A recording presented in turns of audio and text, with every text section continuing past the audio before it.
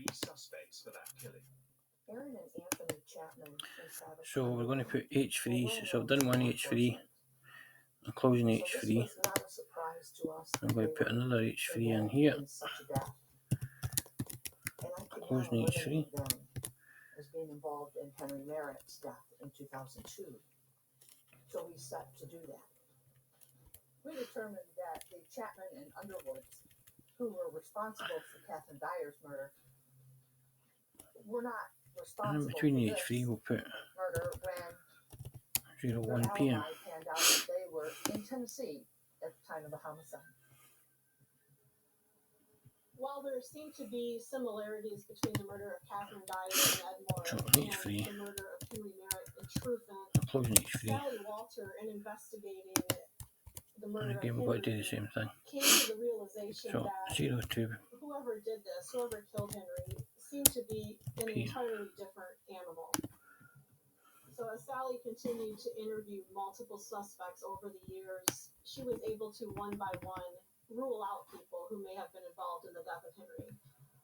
But one person she could not rule out was Heath McGowan. As time passed, the name Heath McGowan just kept turning up.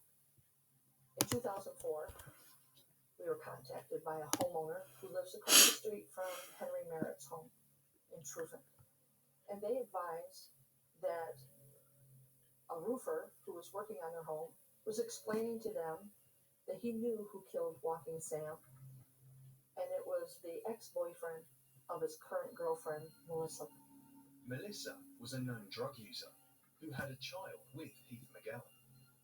I visited Melissa on 3 separate occasions in an attempt to get her to admit any knowledge or involvement of Henry's murder, and she simply refused to cooperate.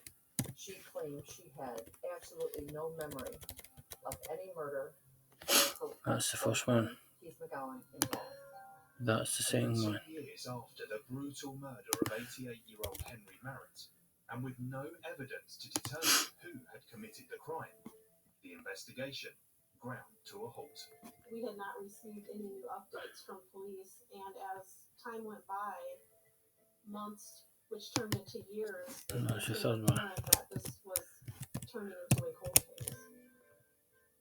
I think that's one of the biggest reasons this case just kind of stalled out, is because there was no physical evidence to kind of, take you on another path. Okay, we found a fingerprint, let's try and go match it. We found, hair, DNA, or, whatever the case might be. There was just nothing there.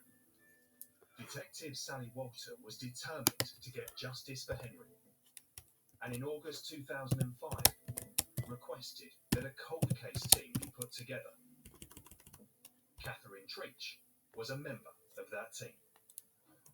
We continue to approach various witnesses and possible suspects for interviews. We would always ask individuals who were at a meth lab or so that's the first one. That's the second tied there after the TGDR. So in between here, we need an H3 for the last one. Closing H3. At this point, my focus was on Heath and Mike, simply because I had a firearm that belonged to Henry Merritt, and both of their DNAs were on that firearm. My mistake. Aaron, you did a one-man grand jury that had proved successful just months prior in this county might be the key to this. A grand jury. So 12, 1, 2, 3, 4. So 1, 2, 3, 4, 5. It's basically where a judge listens to testimony from individuals in a closed, secret proceeding. And this protects the individuals who are testifying so that the person of interest or the suspect does not know that he's being investigated. From the day I went to the crime scene, July 24th of 2002, I didn't really get back involved with the case until 3 years later when I was approached to take this case to a one-man grand jury. At that time is when I saw things that had transpired over those 3 years in terms of the investigation. And that led